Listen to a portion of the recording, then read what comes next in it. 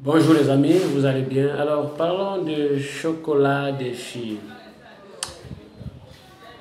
et de Luminendia.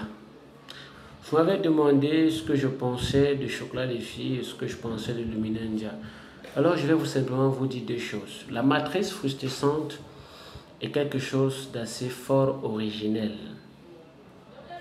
Il faut bien s'abreuver dans les domaines de la cosmogénèse, dans les domaines de la cosmologie, dans les domaines culturels, à savoir l'anthropologie, les traditions et beaucoup de choses pour pouvoir mieux discerner ce qu'ils proposent aujourd'hui. Je les apprécie sans doute, pas pour ce qu'ils sont, mais pour ce qu'ils font. Je vais dire pas pour ce qu'ils ont, mais pour ce qu'ils font. Maintenant, allons d'abord dans le cas de mon frère, Camerounais, Luminendia. Voilà, c'est un homme assez outillé, de part et d'autre. Et souvenez-vous, tout ce qu'il vous propose ou vous enseigne sont des choses utiles, nécessaires et importantes. Si vous l'appliquez, vous allez voir beaucoup de changements. En longueur de temps, m'envoyer des captures d'écran, des petites vidéos pour me savoir ce que j'en pense par rapport à telle chose qu'il a parlé. Et vous savez bien les réponses. Je ne vais pas faire défiler ça ici, comme c'est ce que vous aimez bien. Voilà. Déjà, pour chocolat des filles, l'étymologie de son nom est quelque chose d'assez vaste, mais il faut demeurer un peu pour le comprendre. Je crois que d'emblée, nous sommes dimanche, je devais faire notre vidéo, mais j'en profite pour parler de ceci avant de passer à autre chose. Pourquoi? Parce que,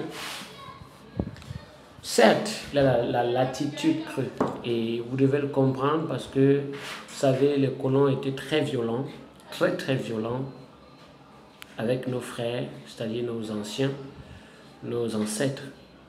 Et ce n'est que légitime s'il est aussi violent. Donc, ce côté, il n'y a pas à s'y faire. Il fait ce qu'il a à faire et celui qui comprend a compris. Je ne suis pas en train de ni le supporter, encore moins de ne pas le supporter. Ni l'un ni l'autre, je le fais. Je suis là pour vous apporter la lumière en fonction de vos demandes, de vos questions. Entrons donc dans le vif du sujet. Vous savez, des gens aiment souvent porter en longueur de temps des chapeaux. Je n'ai pas mon chapeau avec moi. Les gens aiment porter souvent. C'est un type de chapeau traditionnel. Faites attention. Ce n'est pas tout le monde qui porte le chapeau. Je vous ai parlé par exemple hier de la bague. Ce n'est pas tout le monde qui doit porter du chapeau. Ce n'est pas tout le monde non plus qui, autant pour moi, doit se donner le privilège d'arborer un chapeau. Les chapeaux ont deux symphoniques. La première, c'est le symbole. La deuxième, c'est l'attribut. Tu peux porter un chapeau de manière symbolique pour représenter ou justifier un ensemble de choses sur le plan anthropologique, sur le plan spirituel ou autre. Tu peux également porter du chapeau pour t'identifier dans ton identité matriarcale, c'est-à-dire générationnelle. Si tu es chef, c'est-à-dire roi, majesté, si tu es guerrier bantou, si tu es, etc. Alors aujourd'hui, il est nécessaire que vous compreniez la motivation de chacun. Sachez que dans la sphère mystique, comme je vous l'ai dit une fois, le Cameroun représente la terre, c'est-à-dire la forêt. Le Gabon, c'est l'eau. Le Tchad, c'est le feu, les guerriers. Ok. Vous avez la RCA, c'est le vent. Et on a le Congo, qui représente les terres. Voilà les 5 puissances élémentaires africaines. La Guinée équatoriale n'est pas très comprise parce que c'est un détachement du Cameroun. Ça, je vous ai déjà dit, donc vous le savez déjà. Ce que je vous fais entendre par là, c'est que chacun fait ce qu'il a à faire. Le plus important, ce n'est pas de dire que X ou Y est monté, mais c'est de pouvoir reconnaître la vérité en chaque chose qu'il est. Car, je vous l'ai toujours dit, la vérité c'est quelque chose de vaste, d'assez vaste. Entre la pilule bleue ou la pilule rouge, beaucoup de temps, les gens choisissent le bleu.